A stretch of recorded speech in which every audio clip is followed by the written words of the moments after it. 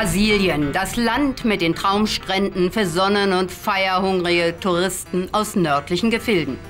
Vor allem dank der vielen Europäer boomt das Geschäft. Auch der Küstenort Natal lebt davon, weiß der Staatssekretär für Tourismus zu berichten.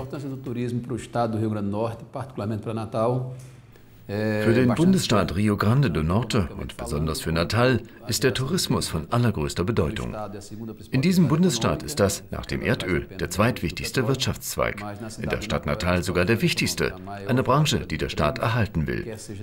Noch in den 90er Jahren kam Natal nur auf 300.000 bis 400.000 Touristen pro Jahr. Heute kommen mehr als 2,2 Millionen.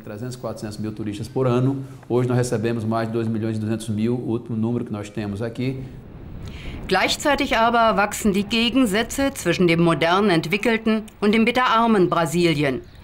Der Philosophieprofessor sieht das so. Então esses dois Brasis, eles são muito conflitivos, eles estão muito que em paralelo. Diese beiden Teile Brasiliens existieren parallel und in ständigem Konflikt miteinander. Der Tourismus in Natal beeinflusst beide Teile. Das schon entwickelte Brasilien bekommt so weiteren wirtschaftlichen Aufschwung. Für das andere Brasilien, das auf dem Niveau der dritten Welt lebt, wirkt der Tourismus wie ein gefährlicher Räuber.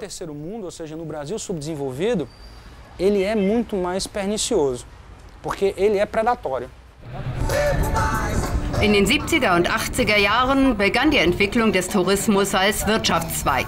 Brasilien warb und wirbt mit seinen exotischen Schönheiten und der Party ohne Ende beim Karneval. Schon die Ortsnamen sagen etwas über die jeweilige Lebensqualität aus. Das hier ist der Strand Miami. Ein Paradies für Surfer wie für Herren, die andere Arten von Entspannung suchen. Diesen Ort hier nennen seine Bewohner Afrika. In Brasilien wird so etwas unter Favela eingeordnet. Im Westen würde man schlicht Slum sagen. Aí você alia, esses dois fatores, o fator do exotismo da viagem. Hier treffen zwei Faktoren aus zwei Welten aufeinander. Die heutige Reisefreiheit erlaubt es den einen, weit entfernte Gegenden zu besuchen, in denen sie überhaupt keinen Zugang zur dort lebenden Bevölkerung haben. Sie reisen an mit Vorstellungen im Kopf, die ihnen die Tourismusbranche verkauft hat. Vorstellungen von sexuellen Freiheiten, von lockeren Sitten, von einem Ort, an dem alles erlaubt ist. Dazu kommt dann die enorme soziale Ungleichheit im Land, die eines der größten Probleme Brasiliens ist. Dieses Aufeinandertreffen schafft eine explosive Mischung, die solche Art von Ausbeutung Vorschub leistet.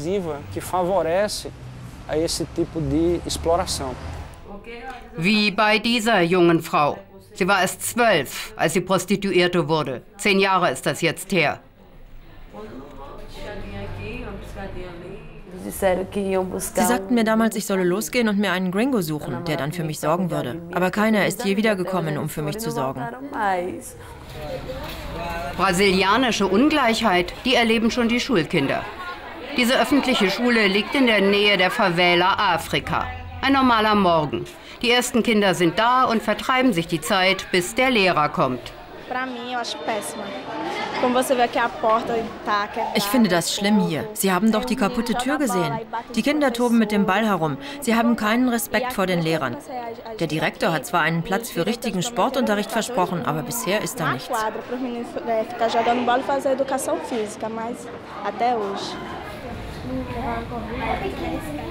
Besania ist Sozialarbeiterin. Sie lebt selber in der Favela Afrika. Hier in der Favela Afrika gibt es nur diese eine Schule. Wir hatten mal eine andere, aber als diese hier gebaut wurde, ist einfach alles Material hierher geschafft worden. Aber hier wurde nie unterrichtet. Und die Kinder? Wie die lernen? Gar nicht. Sind hier nur angemeldet. Ohne Schule, ohne großen Halt in der Familie suchen die Kinder allein ihren Weg in ein vermeintlich besseres Leben. Eu saía, eu não falava a verdade para minha mãe, para meu pai, saía. Ich bin weggegangen, ohne dass meine Eltern Bescheid wussten. Ich habe gesagt, ich gehe zu einer Party und übernachte dann bei einer Freundin. Sie haben schon geahnt, dass daran etwas faul ist, aber ich dachte erst einmal, das sei ein guter Weg für mich. Que eu olhava para o rosto da minha mãe Als ich dann wieder heimkam, hat meine Mutter mir angesehen, dass ich lüge. Und ich begriff, dass es kein guter Weg war. Ich kroch in mein Bett und weinte.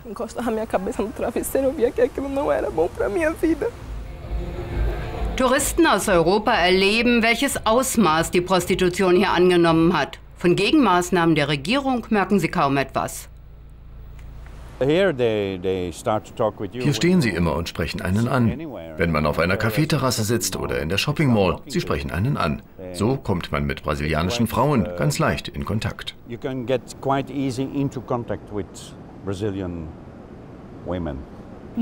Oft beginnt es damit, dass sie einfach zum Lebensunterhalt der Familie beitragen müssen.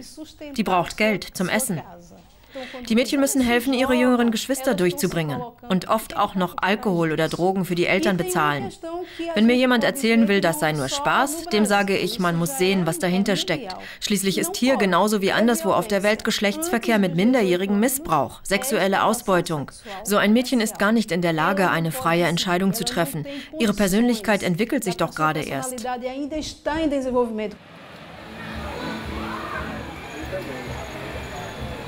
Soweit die Psychologin.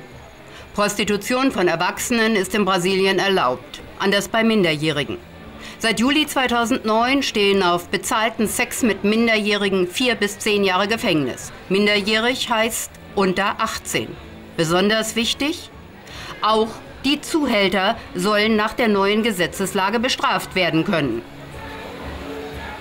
Diana, so ihr Gewerbename auf dem Strich, hat eine Vereinigung der Prostituierten von Natal gegründet.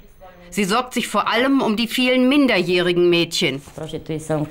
Prostitution soll kein Verbrechen sein? Für mich ist es etwas, das ich tun muss, um zu überleben. Das alles, diese Art von Leben, das ganze System ist in meinen Augen verbrecherisch.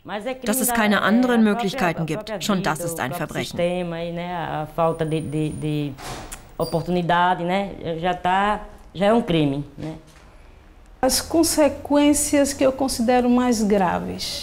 Ich stelle die schwerwiegenden Konsequenzen für die Kinder und Heranwachsenden fest. Ich sehe, wie sich Missbrauch und sexuelle Ausbeutung auf ihre allgemeine und natürlich auch auf ihre sexuelle Entwicklung auswirken.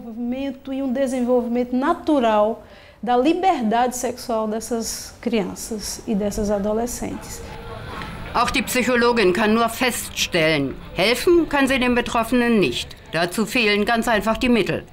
Wo Schulen und Arbeitsplätze fehlen, hilft auch kein Gesetz.